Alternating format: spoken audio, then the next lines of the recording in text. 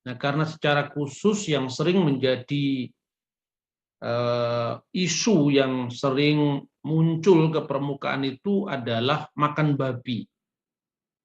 Sejak kapan makan babi itu dilarang? Di dalam sejarah umat Tuhan, mulai dari zaman pra-Musa sampai zamannya Nabi Musa, sampai zaman Kristus, sampai zaman kita sekarang.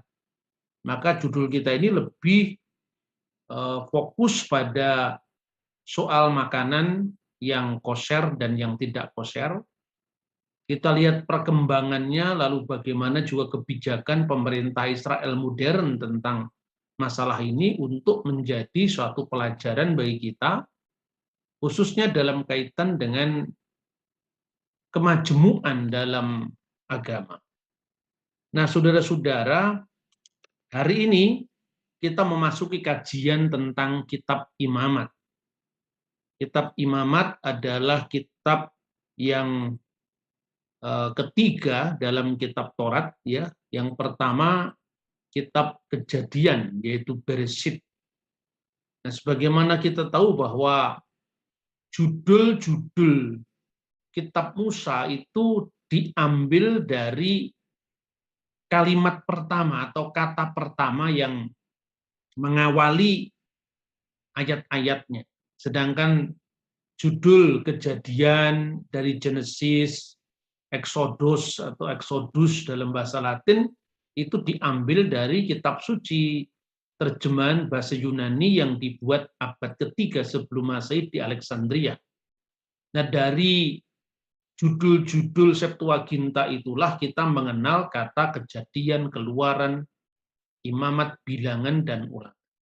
Tetapi di dalam teks bahasa Ibrani itu diawali dari kata-kata yang mengawali masing-masing kitab, ya, misalnya Bereshit itu karena diawali dari kata Bereshit bara Elohim et hasamayim ve et sa'aret. Kemudian kitab Keluaran itu diawali dari Ele Shemot, inilah nama-nama. Nah, kitab Imamat ini diawali dari kata wajikra, maka disebut kitab wajikra. Nah, kita memiliki naskah-naskah tertua yang itu tentu saja bisa menepis tuduhan pemalsuan Alkitab. Sebelum tahun 1947 kita memiliki naskah Ibrani yang tertua itu yang disebut naskah Masoretik. Tapi setelah ditemukannya The Dead Sea Scroll, naskah Laut Mati, kita memiliki gulungan kitab Taurat yang lebih tua, 1000 tahun lebih tua dari naskah asli yang ditemukan di abad 10, yaitu Masoretik, yang naskahnya ada 3, yaitu Aleppo, kemudian Leningrad, dan kemudian Genisa yang ditemukan di Kairo. Nah, inilah gambar dari manuskrip tertua kitab Taurat yang ditemukan di gua ke-11 Qumran. Jadi ada 12 gua.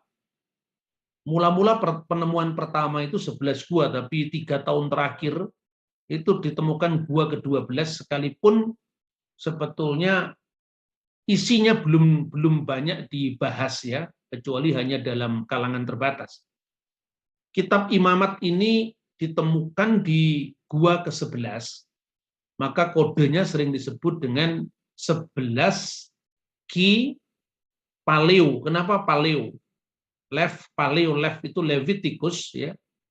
Kenapa disebut Paleo? Karena seperti kita lihat di sini, hurufnya lebih tua dari huruf Hasmonaim, yaitu huruf Paleo Hebrew, dan huruf Paleo Hebrew itu dipakai sebelum zaman Makabi.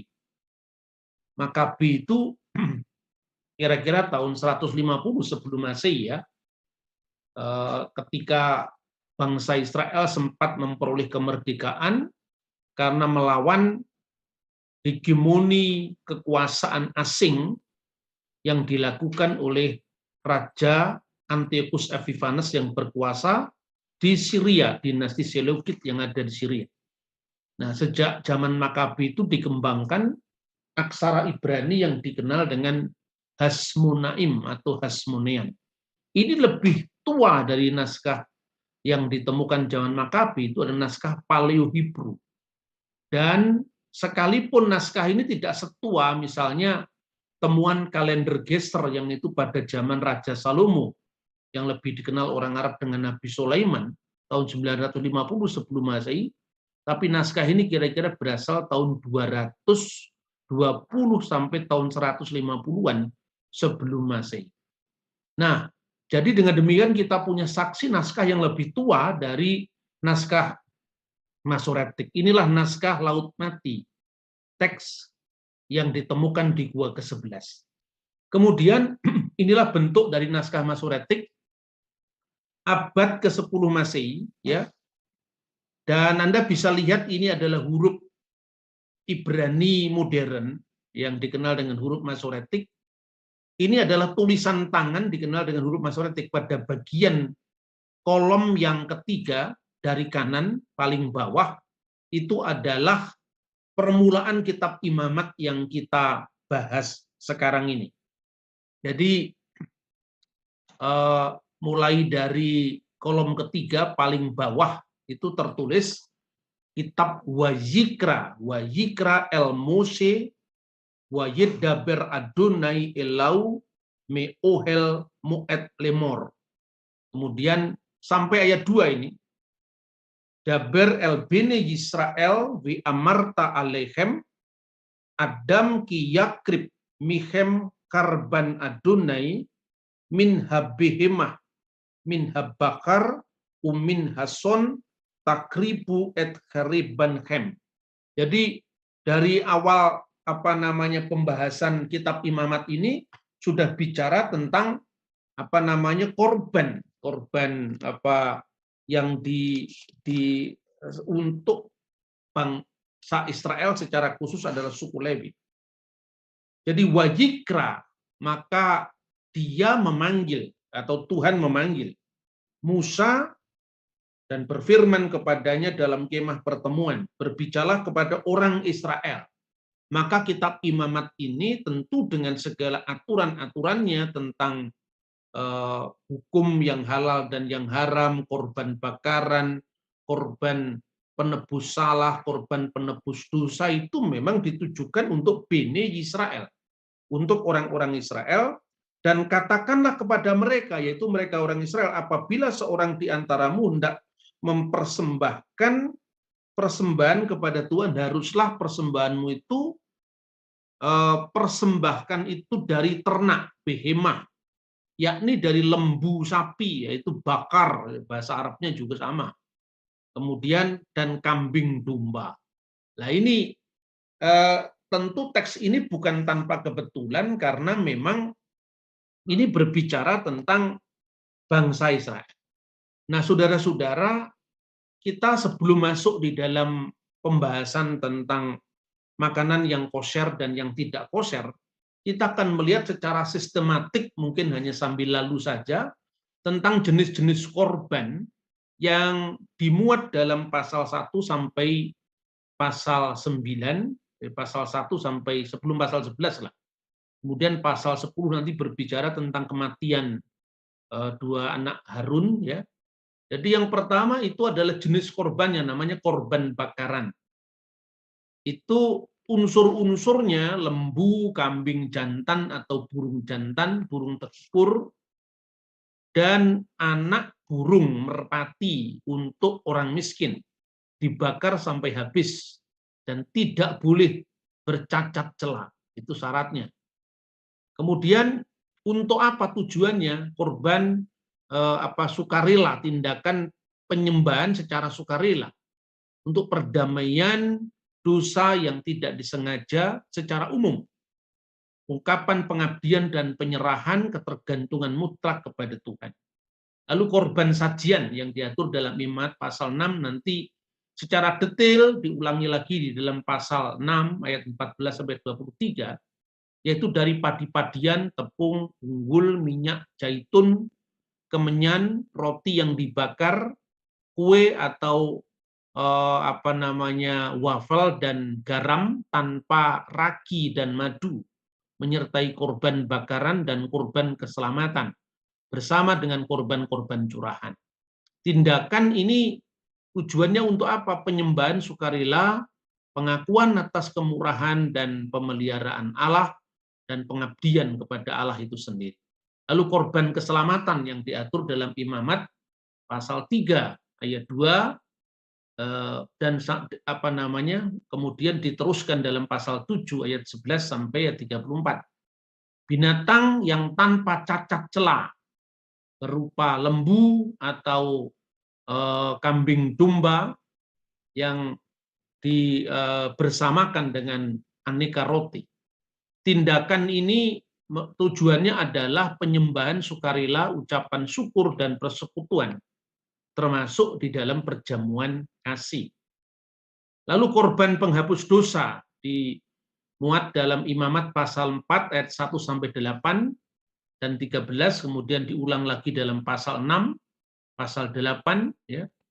Intinya ada unsur-unsurnya: lembu muda untuk imam besar dan jemaah, kambing jantan untuk pemimpin, kambing betina dan anak domba untuk orang awam, tekukur dan anak burung merpati untuk yang miskin, dan 1/10 eva tepung yang terbaik yang untuk orang yang sangat miskin. Nah, apakah yang dijadikan tujuan dalam persembahan penebusan dosa ini, korban penebusan dosa ini adalah perdamaian untuk dosa yang tidak disengaja, dan di situ ada unsur pengakuan dosa, pengampunan, dan kemudian memisahkan diri dari segala jenis kenajisan secara ritual. Kemudian korban penebus salah yang diatur dalam Imamat pasal 5 ayat 14 sampai dengan pasal 6 ayat 7 dan pasal 7 1 dan 6. Itu adalah domba jantan dan anak domba. Ini perdamaian wajib ya, yang ditentukan bagi Bani Israel dengan dosa yang menuntut restitusi ya, kemudian pentahiran dari segala kenajisan, dan di situ membayar restitusinya. Dan itu merupakan aturan yang mungkin bagi orang yang bukan Israel tentu itu sangat jelimet sekali.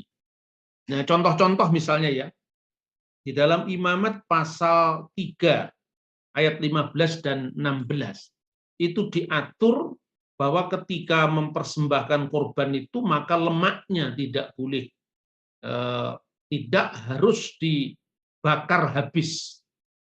Apa tujuannya di situ? Apakah itu semata-mata karena lemak binatang atau ada tersembunyi tujuan yang lain?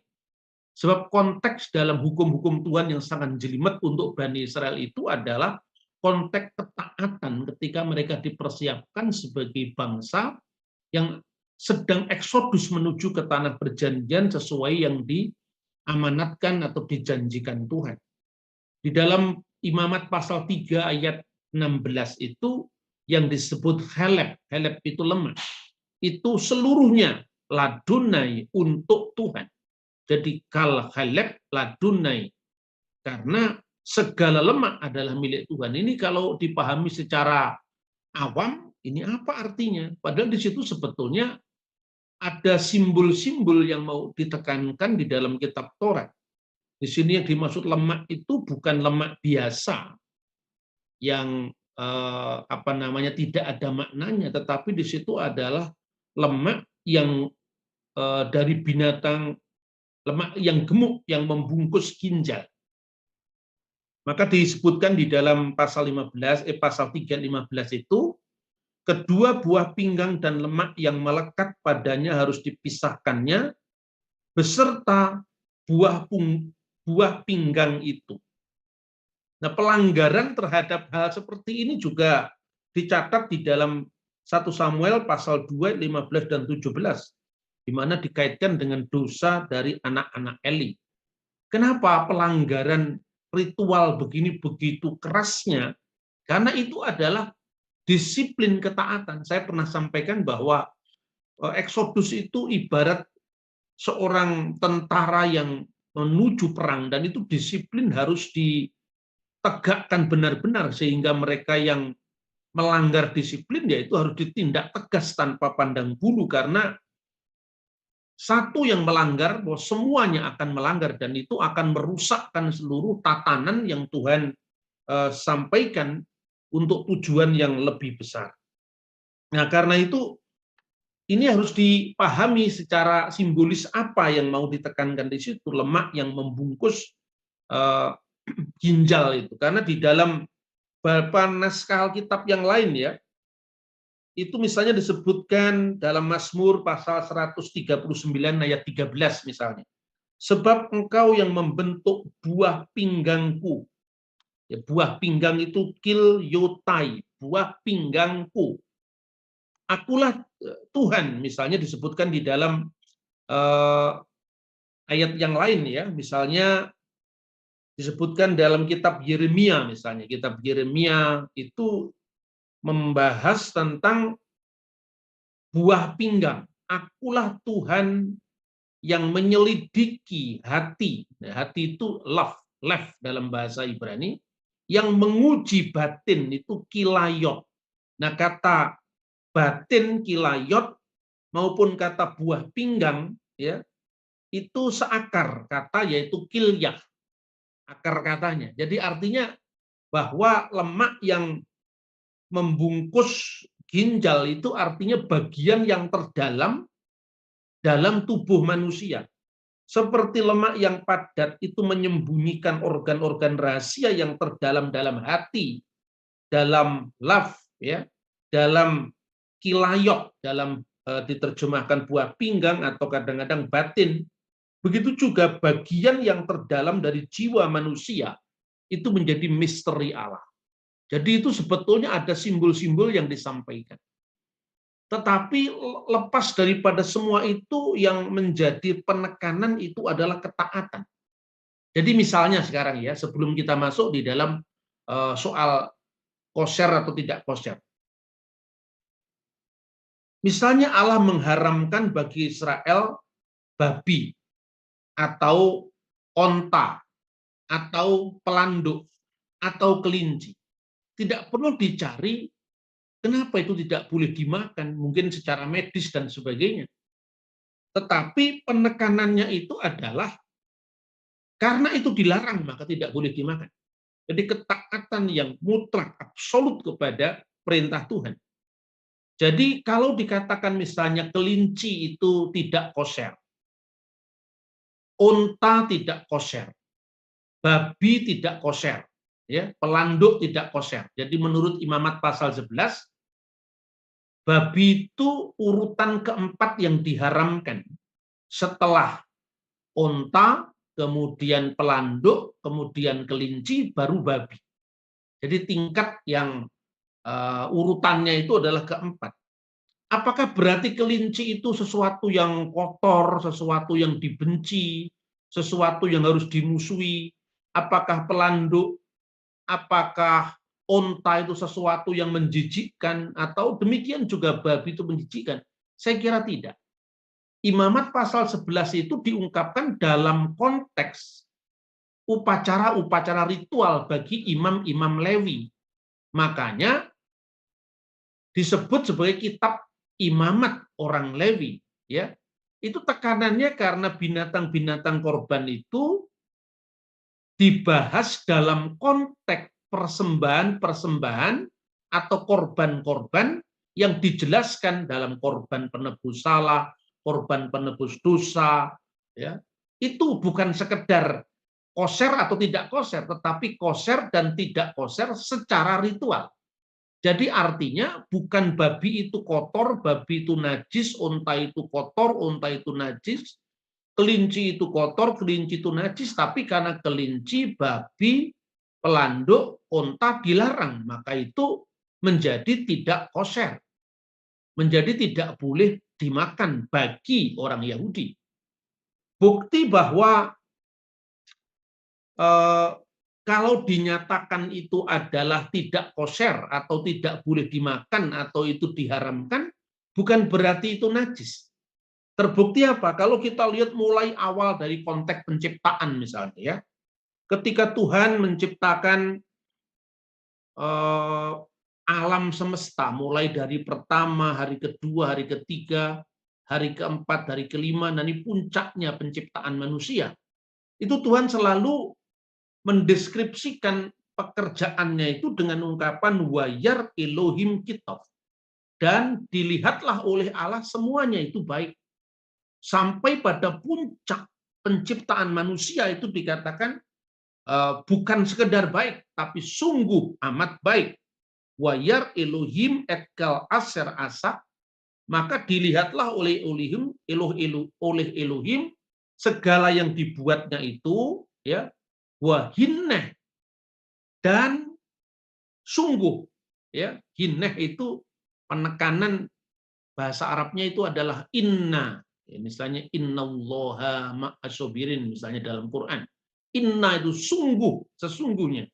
Wahinneh, dan sungguh tof me'ot, sangat baik, baik terlalu baik. Jadi sungguh ditambahi lagi me'ot, terlalu. Artinya semua ciptaan itu di mata Tuhan tidak ada ciptaan yang najis, tidak ada ciptaan yang dibenci, tidak ada. Itulah maknanya ketika Rasul Paulus di dalam Roma pasal 14 ayat 20 kalau tidak salah, bisa dicek, semua adalah tahir, tetapi celakalah orang yang karena makanannya saudaranya jadi tersandung. Jadi semua adalah tahir, itu adalah hukum asal, di mana Tuhan memandang semuanya baik. Tetapi karena maksud Tuhan dalam konteks disiplin yang tiap-tiap zaman berbeda, maka yang dinyatakan najis secara ritual itu tidak berarti najis secara substansial, bahwa babi itu dibenci. Tidak seperti itu. Itu adalah ujian ketaatan bagi kita. Buktinya apa? Buktinya dalam kitab Taurat Bereshit pasal 7 ayat 8. Ketika Tuhan mau memusnahkan dunia ini karena kejahatan, karena dosa-dosa, maka Tuhan memerintahkan kepada Nabi Nuh bahwa di dalam bakteranya itu tidak hanya binatang-binatang yang halal, tetapi juga binatang-binatang yang haram. Bukan hanya binatang-binatang yang kosher, tapi juga binatang-binatang yang low kosher, yang tidak kosher. Artinya apa? Kalau Tuhan menghendaki bahwa babi itu jijik secara substansial, atau onta itu jijik secara substansial karena nggak boleh dimakan, kenapa nggak dimusnahkan? Kenapa disisakan? Dan kemudian ketika habis bahtera itu mendarat, artinya Nuh dan keluarganya selamat, maka yang terjadi apa? Tuhan mengadakan perjanjian dengan Nuh. Apa saja boleh dimakan, termasuk ikan-ikan di laut, termasuk binatang-binatang di darat, tidak terkecuali, termasuk onta, termasuk babi, boleh dimakan. Kapan babi itu mulai dilarang? Ya semenjak zamannya Taurat diberikan kepada Musa, secara khusus di padang gurun yang dicatat di dalam kitab Imamat. Jadi tingkat ketidakkoseran babi itu sama dengan orang Israel tidak boleh makan lemak.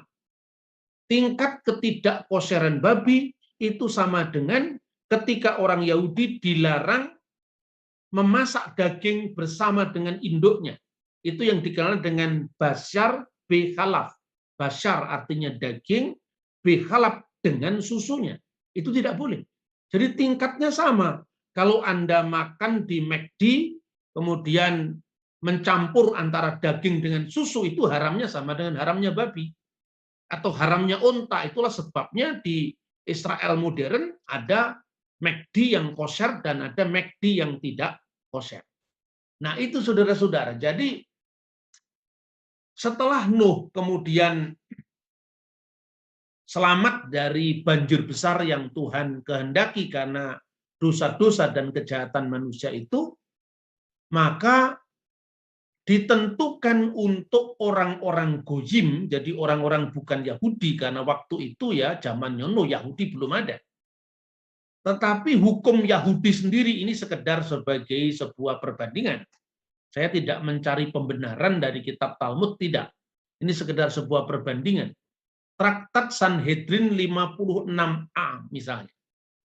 Mengatur bagi orang-orang goyim, di mana orang-orang goyim tidak diberlakukan hukum Musa, yaitu imamat pasal 11. Jadi Anda itu mau Batak, mau Ambon, Jawa, ya kemudian Filipin, Hindu, Buddha, Islam, kita ini semua sama-sama goyim. Jadi tidak ada yang lebih dari satu dan yang lain di mata orang Yahudi. Jadi derajatnya orang Kristen yang goyim ya, bukan orang Kristen yang Yehudim, orang Kristen yang menerima hukum Taurat, itu kira-kira ya sama dengan orang-orang goyim yang lain. Ya, misalnya, oleh karena apa? Orang goyim itu bukan dibenci oleh Tuhan juga, karena kepada mereka diberikan hukum tersendiri, yaitu yang dikenal dalam rumusan para rabi, ya, sekalipun angka 7 itu tidak ada di dalam kitab Kejadian pasal 9, tetapi dalam rumusan para rabi disebut Sefa Misfot Bini Noah, yaitu 7 misfot, 7 hukum, 7 aturan bagi umat non-Yahudi, yaitu bagi anak-anak Nuh. Jadi umat sebelum Musa itu seluruhnya, mau India, mau Roma, mau Yunani, semua itu adalah putra-putra Nuh, yang berlaku bagi mereka adalah Sefa Misfot Bini Noah. Jadi Yudaisme tidaklah mewajibkan orang-orang non-Yahudi untuk melakukan hukum Musa atau masuk ke dalam agama Yahudi dengan memberlakukan hukum itu secara paksa. Mereka hanya diwajibkan mematuhi 7 hukum Nuh agar mendapatkan keselamatan di dunia yang akan datang. Ini dalam perspektif Yahudi disebut olam haba. Ada olam hazeh dan olam haba, dunia kini dan dunia yang akan datang. Dan kaum non-Yahudi yang mengikuti hukum Nuh itu cukup. Mereka dijamin keselamatannya. Dan mereka menyebut sebagai hasedi umot ha-olam. Yaitu umot itu bahasa Arabnya umat. Olam itu adalah bangsa-bangsa. Jadi hasedi umot ha-olam adalah umat bangsa-bangsa yang saleh-saleh. Kira-kira seperti itu. Ya, umat bangsa yang saleh. Jadi itu dalam perspektif Yudaisme, mereka mendapatkan jaminan di dunia yang akan datang atau olam haba. Nah, pada masa-masa Alkitab, artinya pada masa zaman yang dikisahkan dalam Alkitab, kaum bukan Yahudi itu apabila tinggal di Eret Israel, apabila dia tinggal di tanah Israel, dan dia tidak menganut Yudaisme, dia tidak menganut agama Yahudi, kecuali kalau proselit, kalau mereka masuk agama Yahudi, misalnya seperti berlaku dalam kisah Herodes Agung. Herodes Agung itu dari suku Edom yang rasnya termasuk bangsa Arab, yang kemudian masuk agama Yahudi, maka berlaku bagi mereka hukum agama Yahudi. Itulah yang disebut orang-orang proselites, orang-orang yang disebut sebuminois, orang-orang yang takut kepada Allah sekalipun rasnya bukan Yahudi tapi mengikuti hukum Yahudi, makanya berlaku atas mereka hukum Musa. Tetapi apabila mereka tinggal di tengah-tengah negara atau di tengah-tengah umat Israel, di tengah-tengah Eret Israel, di tengah-tengah tanah Israel, maka mereka statusnya disebut Geir Tosaf, penduduk asing yang baik, ya. Dengan syarat mereka mematuhi hukum Nuh. Jadi syaratnya bukan hukum Musa karena mereka bukan Yehudim, tapi mereka Goyim. Syaratnya mengikuti hukum Nuh. Menurut hukum Maimonides, ini abad pertengahan, seorang rabi Yahudi yang sangat terkenal, status Ger Tosaf, orang-orang asing yang baik itu bisa meningkat menjadi proselit, ya, yang mereka sebut sebagai Ger Sedek, orang-orang asing yang benar apabila mereka proselit atau masuk ke agama Yahudi. Jadi aturan-aturan ini ditegakkan dengan sangat baik dalam Alkitab. Artinya jangan membayangkan bahwa Alkitab itu membenci orang yang makan babi atau makan kodok, tidak ada seperti itu. Karena bagi mereka bukan hukum Musa yang berlaku, tapi hukum Nuh. Dan ini juga dicatat seperti yang tadi saya kutip dari Traktat Sanhedrin 56a, kemudian disebutkan juga di dalam Traktat Abu Dazarah dan seterusnya.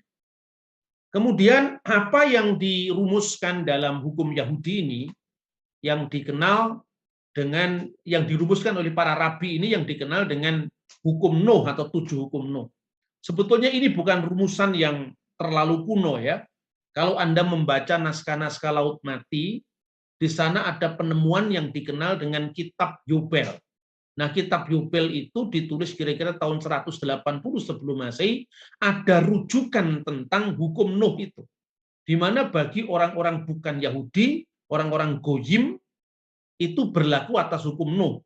Dengan sistematik yang nanti justru mirip dengan Kisah Rasul pasal 15.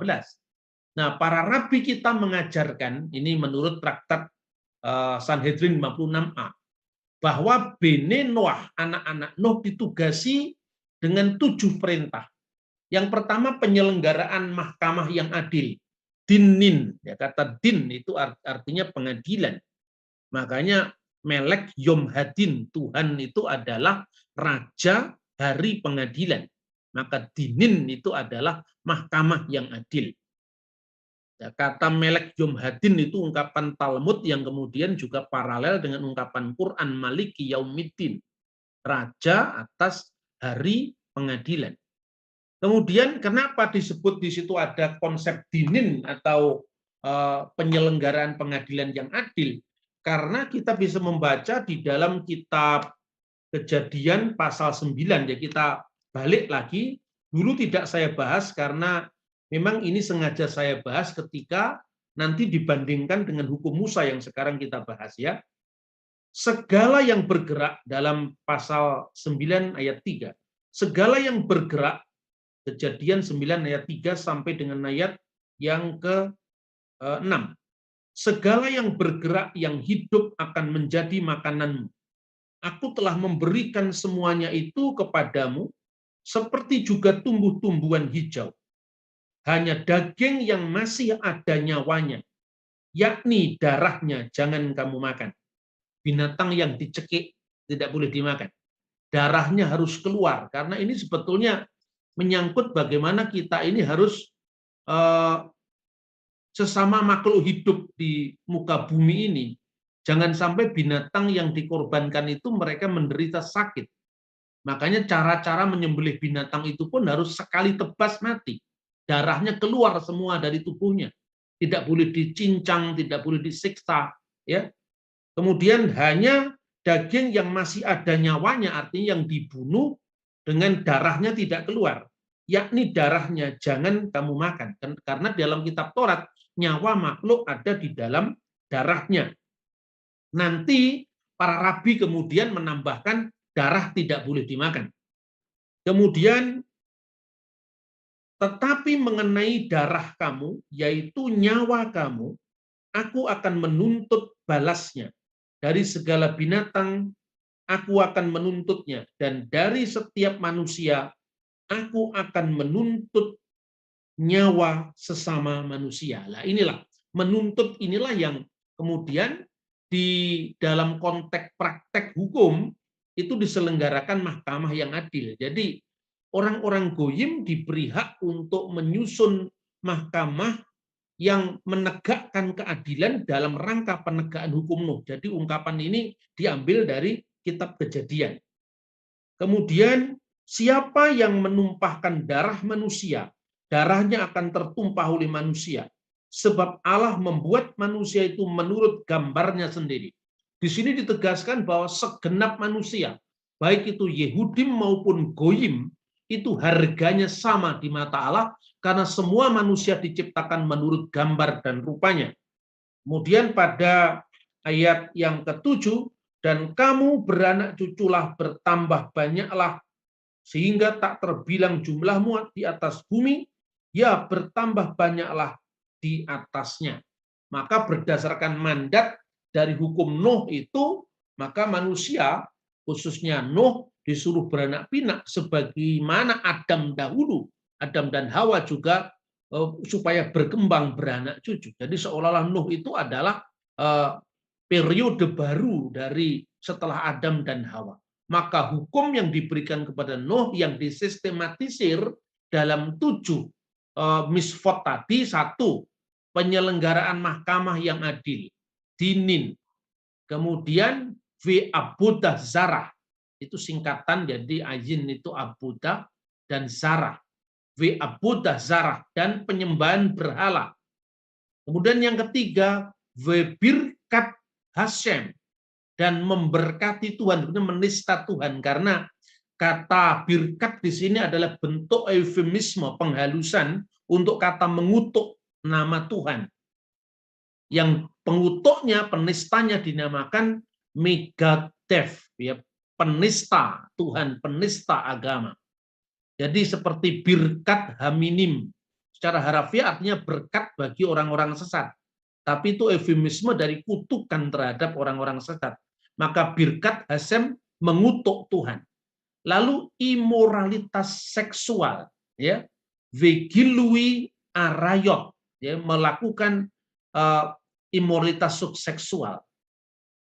Kemudian yang berikutnya adalah wesefikut damim, penumpahan darah. Maka ungkapan dan darah binat manusia dituntut, ya, itu konteksnya adalah pembunuhan.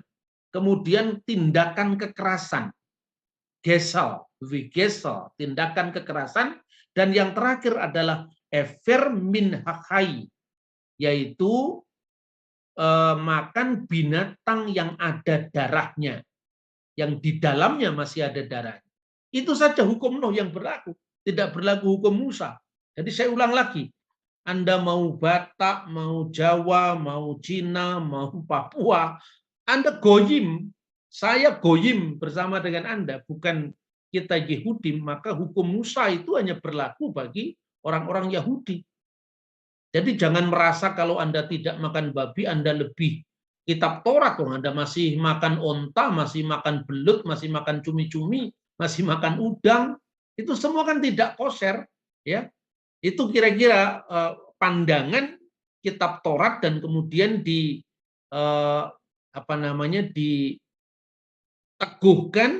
dirumuskan lebih detail dalam hukum Yahudi. Nah, maka kalau bisa dibuat sistematiknya, Imamat pasal 11 itu, ya perhatikan ayat 2.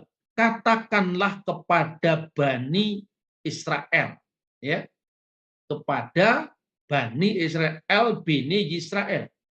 Inilah yang tidak boleh kamu makan.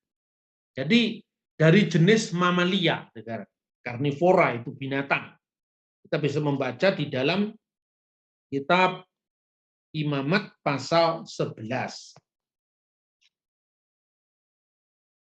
Mari kita lihat teksnya. Ya, kalau Anda jelas teksnya, ya memang unta itu dilarang. Jadi derajat keharamannya atau ketidakkoserannya babi sama dengan Anda makan unta.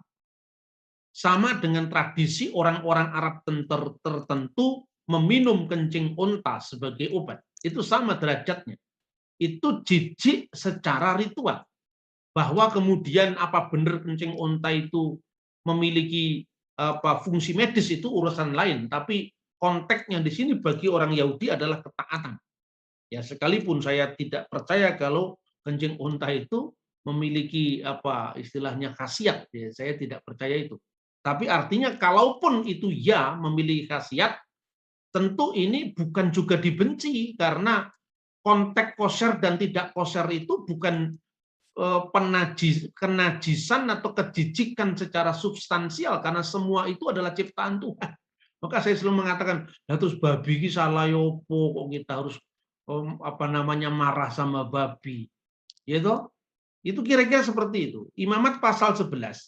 Lalu Tuhan berfirman kepada Musa dan Harun, katakanlah kepada mereka. Ayat 2, katakanlah kepada Bani Israel begini, inilah binatang-binatang yang boleh kamu makan dari segala binatang kaki 4 yang ada di atas bumi. Setiap binatang yang berkuku belah, yaitu yang kukunya bersela panjang dan yang memamah biak, boleh kamu makan. Itu misalnya sapi, kambing, boleh dimakan. Tetapi ayat 4, inilah yang tidak boleh kamu makan dari yang memamah biak atau dari yang berkuku belah unta karena memang memamah biak tetapi tidak berkuku belah, haram itu bagimu. Unta. Juga pelanduk karena memang memamah biak tetapi tidak berkuku belah, haram itu bagimu. Jadi kedua pelanduk. Juga kelinci karena memang memamah biak tetapi tidak berkuku belah, haram bagimu.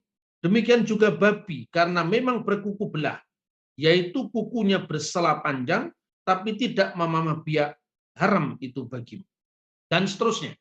Jadi kira-kira kalau disistematisir, tingkat yang pertama dilarang itu adalah daging onta, kemudian yang kedua pelanduk, yang ketiga adalah kelinci, dan yang keempat adalah babi. Tapi di antara mamalia, jenis mamalia itu kelelawar juga tidak boleh. Itu makanya paniki di Manado tidak boleh. Kuda tidak boleh dimakan. Jadi tingkat ketidakkoserannya sama dengan babi.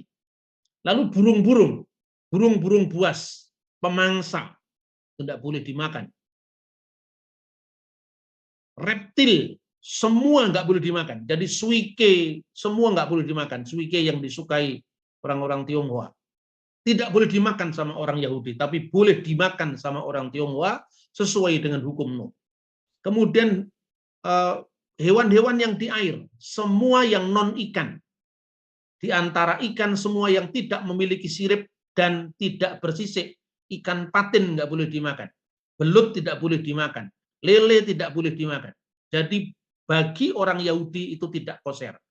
Tapi bagi orang Batak itu boleh. Karena hukum yang berlaku, hukum Nuh. Bagi orang Muslim itu boleh. Makanya orang Muslim banyak yang suka belut. Banyak yang suka cumi-cumi. Banyak yang suka daging onta. Ya. Kemudian serangga, jenis serangga. Semua kecuali belalang atau belalang jenis tertentu yang menurut sebagian besar tidak dapat diidentifikasikan saat ini. Jadi ada itu dari buku para rabi itu disebutkan secara detail sekali. Kemudian inilah rincian dari hukum Yahudi yang dikenal dengan misfot dari Musa. Sebagaimana disebutkan dalam Talmud Traktat Makot 23a dan B. Jadi dirinci sampai 613 misfot. Ada 613 misfot yang dinyatakan kepada Musa dalam Torat. Terdiri dari 365 larangan sesuai dengan jumlah hari dalam 1 tahun matahari, 248 misfot positif sesuai dengan jumlah anggota badan seseorang. Jadi Rabi Hamnuna berkata, apakah ayat yang menyinggung hal ini? Ada. Musa memerintahkan kepada kita. Taurat milik pusaka jemaat Yakub. Ulangan pasal 33 ayat 4. Kata Taurat dalam hal nilai gimatrianya adalah 611. Jumlah misfot yang diterima dan diajarkan oleh Musa guru kita. Selain itu ada 2 misfot. Akulah Tuhan sembahanmu dan jangan ada padamu ilah lain di hadapanku. Keluaran pasal 20 ayat 2 dan 3 sebagai hukum yang pertama dan yang kedua. 2 yang pertama dari 10 perintah yang kami dengar dari mulut yang Maha Kuasa sehingga totalnya menjadi 613 misfot. Jadi yang pertama itu tadi adalah akulah Tuhan ilahmu yang membawa engkau keluar dari tanah Mesir itu. Anuki Adonai Elohika Asyar Hosyetika Me'aret Misrayim, itu hukum pertama.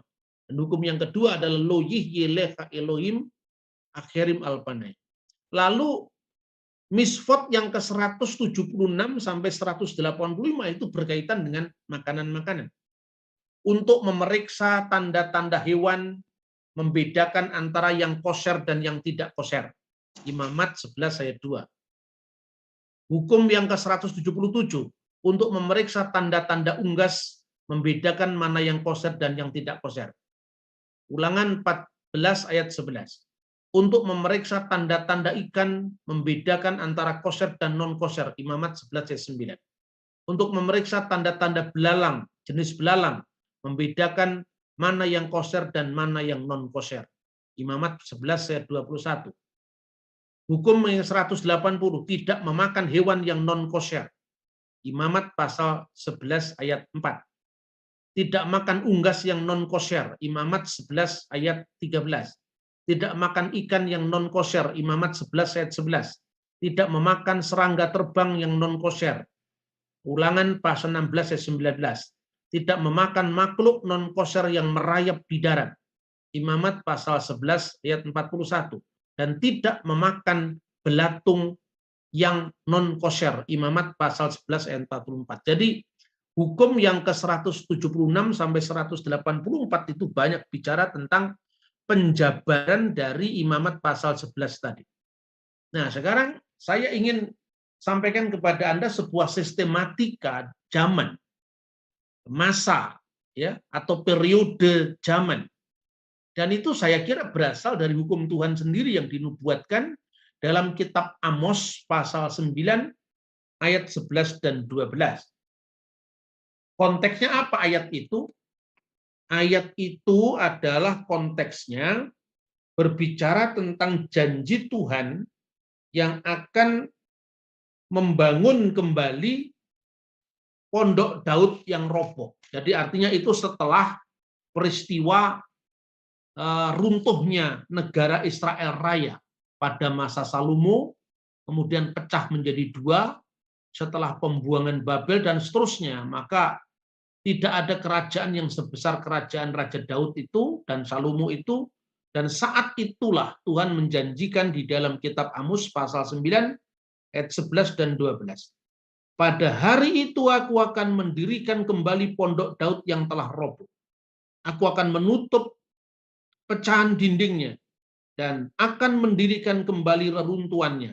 Aku akan membangunnya kembali seperti di zaman dahulu kala, supaya mereka menguasai sisa-sisa bangsa Edom, dan segala bangsa ku sebut milikku.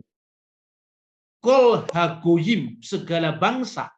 Jadi artinya segala bangsa non-Yahudi, tidak hanya Yehudim tetapi juga kol hagoyim, segala bangsa akan disebut milikku. Dan itu nubuatan pada zaman Mesias. Demikian firman Tuhan yang melakukan hal ini. Demikian firman Tuhan yang melakukan hal ini. Jadi Tuhanlah yang memberikan putusan itu. Neum Adonai Oseh. Tuhan yang telah membuat, melakukan semua putusan ini. Pada zaman sebelum air bah, ini tentu adalah zaman manusia pertama, Adam dan Hawa, sampai sebelum air bah.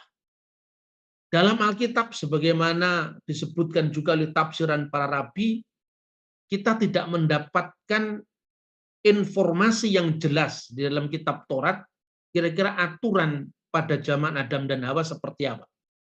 Para rabi punya tafsiran, dan juga banyak pendeta atau rohaniwan Kristen, para penafsir Kristen punya tafsiran, tetapi itu eksplisit tidak ada dalam Alkitab. Misalnya ada yang menafsirkan zaman Adam dan Hawa mula-mula itu vegetarian misalnya, tetapi itu tidak ada informasinya. Yang jelas ada informasinya itu setelah air bah, di mana dirumuskan di dalam tradisi rabbinik sebagai Sefa Misfot Benin Noah, yaitu 7 peraturan untuk anak-anak Nuh.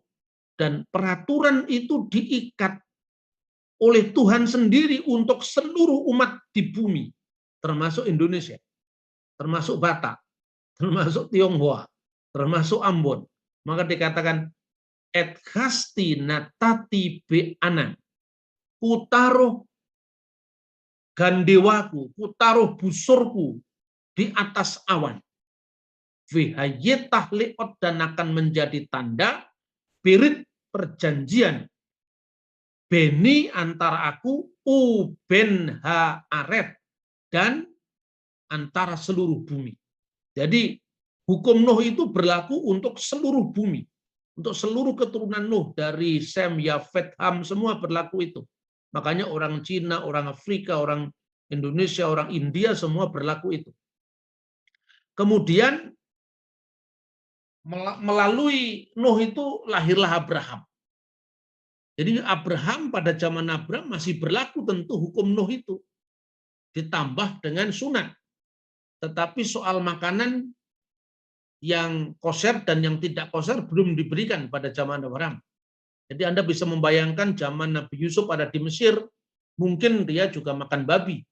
Karena hukum itu belum muncul pada zaman Nabi Yusuf. Mungkin dia dalam pesta-pesta rakyat, pesta-pesta perkawinan, dia juga makan yang tidak kosher. Mungkin onta dia makan. Mungkin belut di Sungai Nil dia makan. Ya, karena memang belum ada aturan itu, aturan untuk orang Yahudi itu. Maka saya gambarkan peta Indonesia termasuk Goyim maksudnya. Goyim yang di ujung bumi itu Indonesia itu.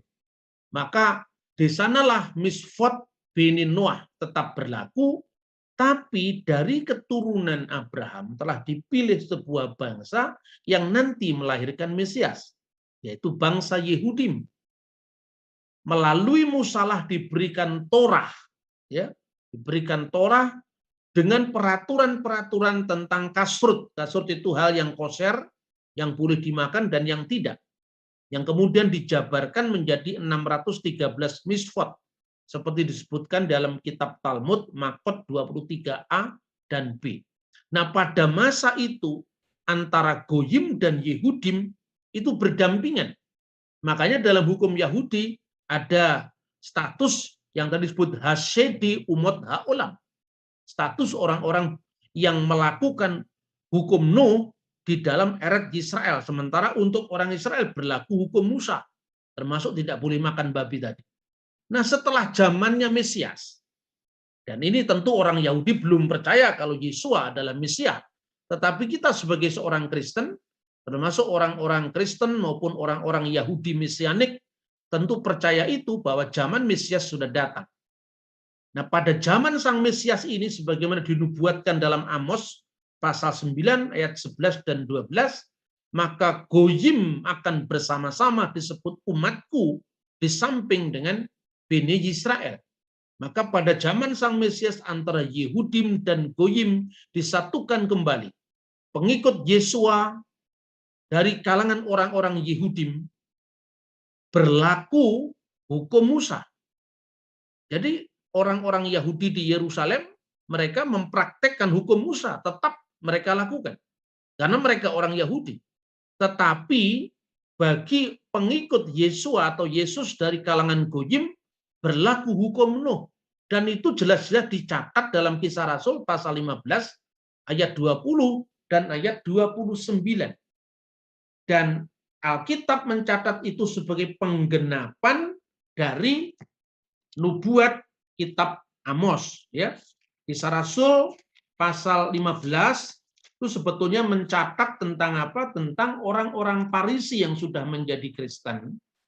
Saya pernah sampaikan ini dalam sebuah seminar tentang dampak luar biasa dari pelayanan Rasul Yakobus yang membela kepentingan orang-orang Farisi dari pemerasan yang dilakukan oleh imam besar Saduki Anas bin Anas, kemudian membuat banyak orang Yahudi, orang Farisi itu berbalik menjadi pengikut Kristus.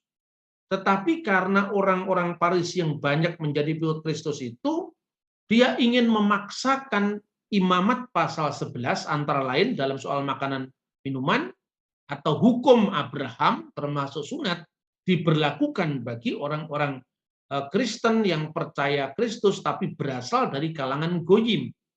Maka para rasul kemudian bersidang di Yerusalem. Itulah yang dikenal dengan konsili apostolik yang pertama. Maka bersidanglah rasul-rasul dan penatua-penatua, maksudnya presbiter-presbiter, untuk membicarakan soal itu. Sesudah beberapa waktu lamanya berlangsung pertukaran pikiran mengenai itu, berdirilah Petrus dan berkata kepadanya. Intinya Petrus mengatakan bahwa dengan perantaraan mulutku bangsa-bangsa lain mendengar berita Injil dan menjadi percaya. Petrus mengatakan itu. Karena itu dia mengusulkan bahwa ayat 9, dan ia sama sekali tidak mengadakan perbedaan antara kita dengan mereka. sesudah ia menyucikan hati mereka oleh iman. Jadi Petrus menekankan sebagaimana yang dibuatkan oleh kitab Amos tadi. Dengan demikian, mengapa kamu mencobai Allah dengan meletakkan pada tengkuk murid-murid itu suatu kok yang tidak dapat dipikul baik oleh nenek moyang kita, maksudnya orang-orang Yahudi, maupun oleh kita sendiri. Sebaliknya kita percaya bahwa oleh kasih karunia Tuhan Yesus Kristus, kita akan beroleh keselamatan sama seperti mereka juga. Sesudah Rasul Petrus, kemudian mereka menyaksikan bagaimana Rasul Paulus dan Rasul Barnabas menceritakan segala tanda mujizat yang dilakukan Allah dengan perantaraan mereka di tengah-tengah orang-orang Goyim. Jadi kesaksian dari Saulus dan Barnabas ini meneguhkan bahwa Tuhan tidak membeda-bedakan bangsa lain dengan bangsa Yahudi seperti yang dinubuatkan dalam kitab Amos tadi. Lalu setelah itu perwakilan dari gereja Nasrani di Yerusalem atau gereja Nosrim, tapi harus dibedakan dengan Nasrani Mandayan dari abad keempat ya. Karena kata Nosrim yang pertama itu dipakai oleh jemaat Yerusalem.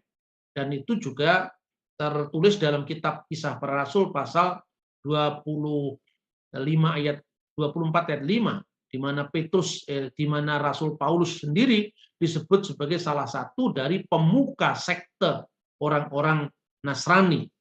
Kemudian kelompok Yakobus, artinya umat Kristen, umat Yahudi Kristen yang diwakili Yakobus, itu setuju.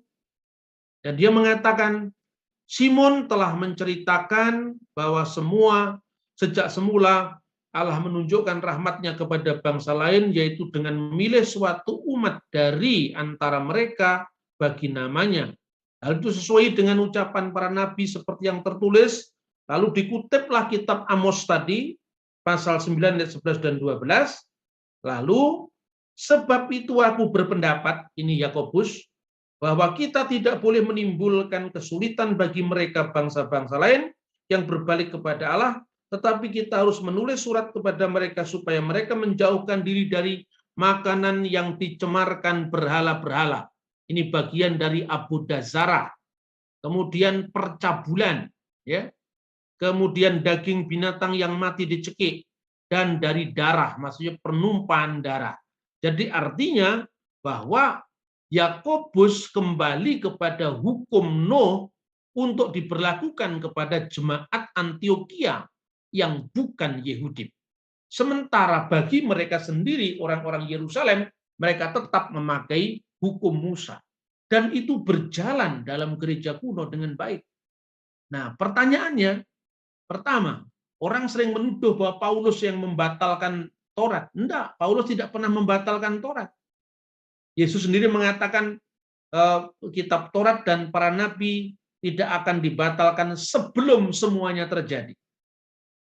Terjadinya kapan? Ya setelah zaman Mesias. Di mana zaman Mesias sesuai dengan nubuat kitab Amos bahwa antara Yehudim dan Goyim menjadi satu dan sesuai dengan latar belakang mereka masing-masing. Bagi orang Goyim menurut hukum Nuh, bagi orang Yehudim menurut hukum Musa. Dan mereka terjadi kesalingpahaman di gereja kuno ini dan itu diputuskan di konsili. Yang pertama mengusulkan agar orang-orang Kristen bukan Yahudi dibebaskan dari hukum Musa dan merujuk kepada hukum Nuh bukan Paulus tetapi Yakobus. Dan yang memberikan introduksi tentang Tuhan memilih bangsa Goyim adalah Petrus. Jadi Paulus bukan pemain tunggal dalam kitab suci dan ini yang sering disalahpahami oleh orang-orang Kristen sendiri yang tercabut dari akar sejarah. Khususnya ketika mazhab Tübingen membikin teori tentang Pauline Christianity yang bertentangan dengan yang namanya Petrine Christianity itu tidak memiliki akar sejarah sama sekali. Karena apa? Kita memiliki dokumen-dokumen dari muridnya para rasul.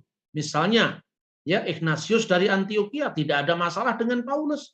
Padahal dia adalah muridnya Yohanes. Dia adalah muridnya Petrus, ditahbis pertama kali sebagai patriark Antioquia yang sekarang menjadi gereja ortodoks Syria oleh Rasul Paulus. Kemudian juga dalam catatan Clement dari Roma, itu adalah murid dari Rasul Paulus dan Rasul Petrus, tidak pernah ada jejak pertentangan dengan Paulus. Kemudian juga Polikarpus dari Smyrna yang wafat pada tahun 156 tanggal 22 Februari. Ya, itu adalah muridnya Yohanes. Dia justru mengatakan Paulus tidak ada masalah apapun, maka kita mencontoh bagaimana Paulus dalam penginjilan. Jadi hanya teori-teori yang tidak ada buktinya itu yang sekarang ini dikopi oleh kelompok-kelompok tertentu yang sekedar hanya ingin menyerang iman Kristen, tetapi tidak didasarkan atas integritas kejujuran dalam membaca sumber-sumber. Padahal tulisan-tulisan seperti itu sudah ketinggalan pesawat, sudah ketinggalan kereta, kan tulisan dari abad 20. Mungkin sendiri kalau sekarang ini para teolog Tubingen itu bangun lagi, saya kira mereka akan mengubah pendapatnya. Jadi karena kita ini semuanya kan by dokumen, by data, tidak bisa hanya sekedar mengutip tulisan orang dari abad 20 tanpa kita melihat konteksnya. Maka saya selalu dalam semangat seperti ini mengajak saudara-saudara untuk kembali ke sumber-sumber primer. Bukan sekedar mengutip dari kutipan yang tidak jelas, asal menguntungkan kita dan kemudian mendiskreditkan orang lain.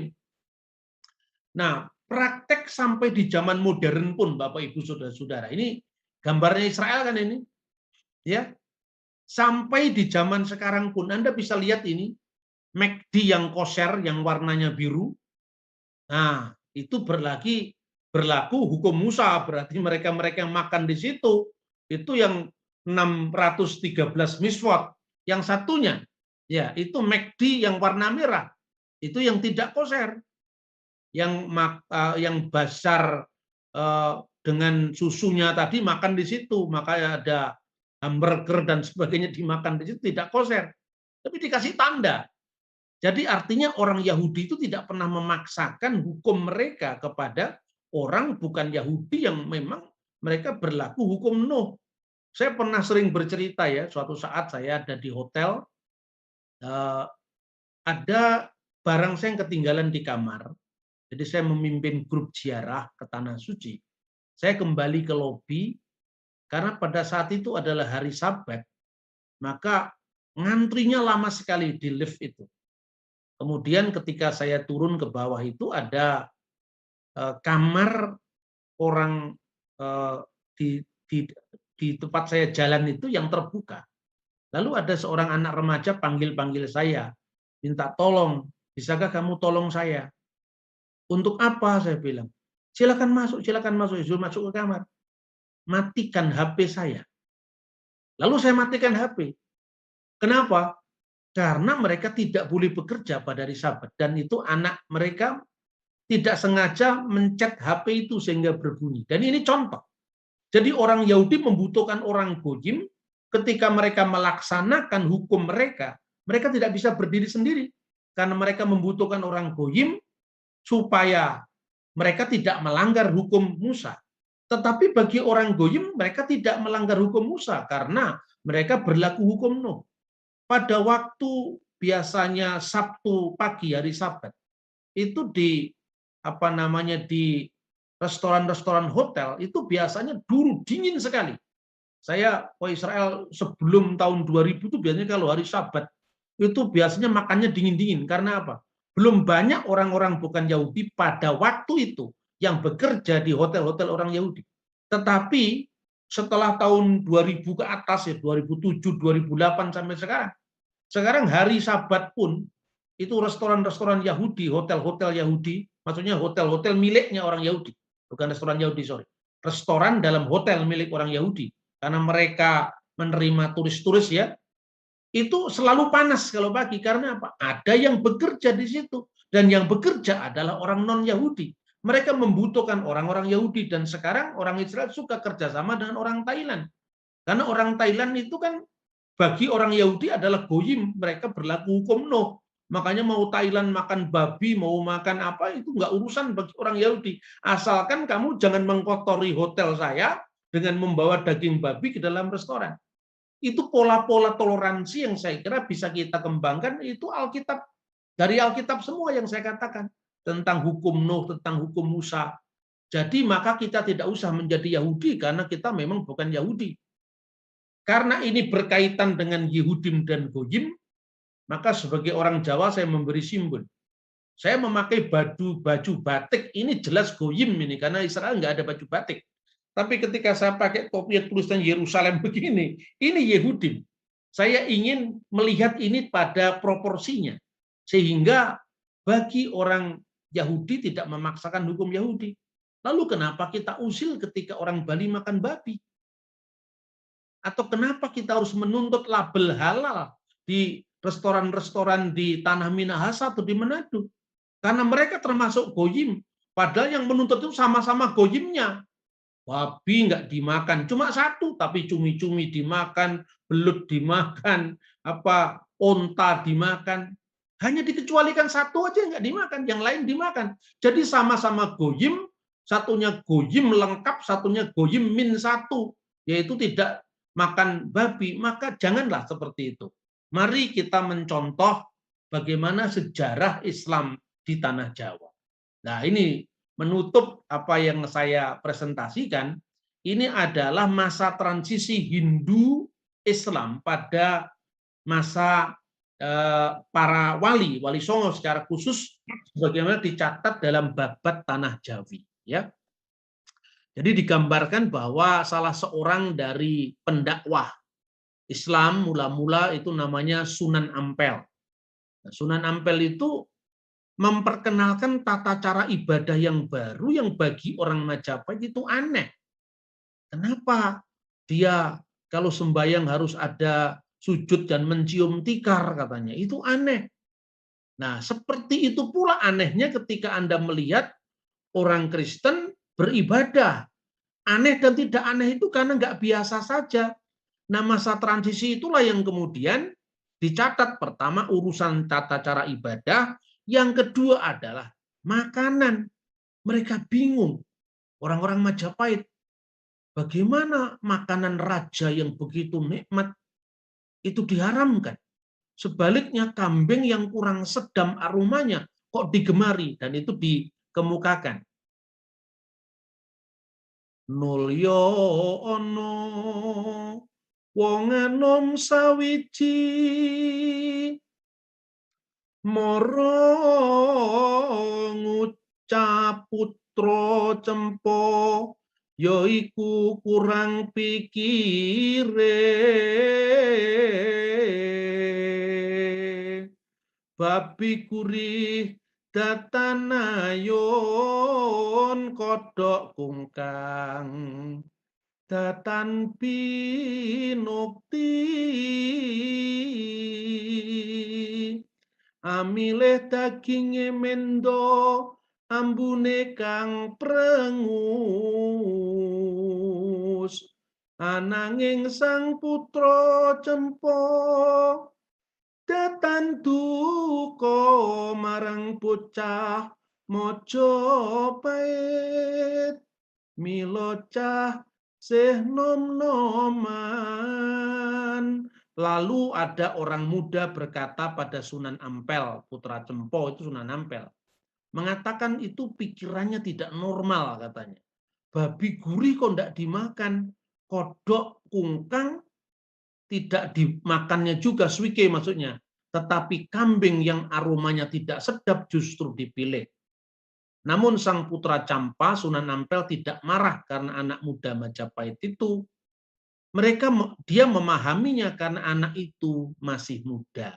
Mungkin juga bukan hanya muda usianya, tetapi juga muda pengalaman interaksinya dengan pihak lain. Jadi, marilah kita contoh bagaimana sikap Sunan Ampel di dalam menghadapi kritik-kritik terhadap orang yang tidak paham. Dalam semangat yang sama dengan Kanjeng Sunan Ampel, saya juga berkata kepada orang-orang yang mengkritik babi.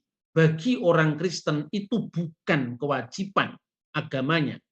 Tetapi karena orang Kristen yang bukan Yahudi adalah orang Goyim, berlaku atas mereka hukum Nuh.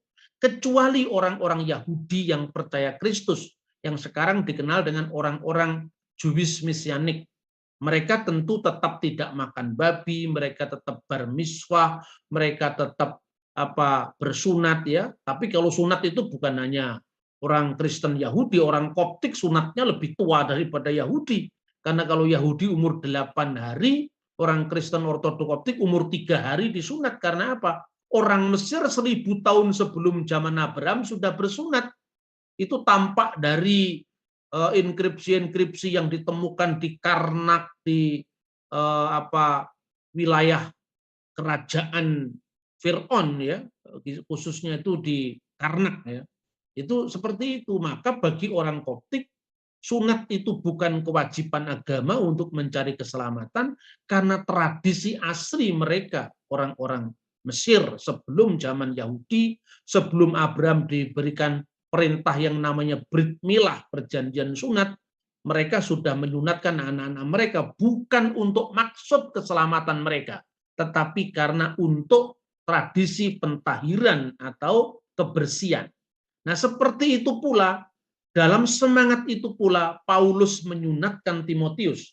Tetapi ketika sunat itu dijadikan syarat untuk ganti keselamatan dalam Kristus, maka sunat dilarang oleh Paulus. Jadi yang disunat bukan larangan sunatnya, tetapi motivasi sunat itu apa. Nah, demikian kira-kira yang bisa saya sampaikan dengan ngaji Alkitabul Muqaddas yang ke-35 ini, kiranya bisa melengkapi kita, bukan sekedar kita setia pada iman kita, tapi juga bagaimana kita setia pada konteks kita, terlebih-lebih bagaimana kita bisa melaksanakan dalam masyarakat Indonesia yang majemuk.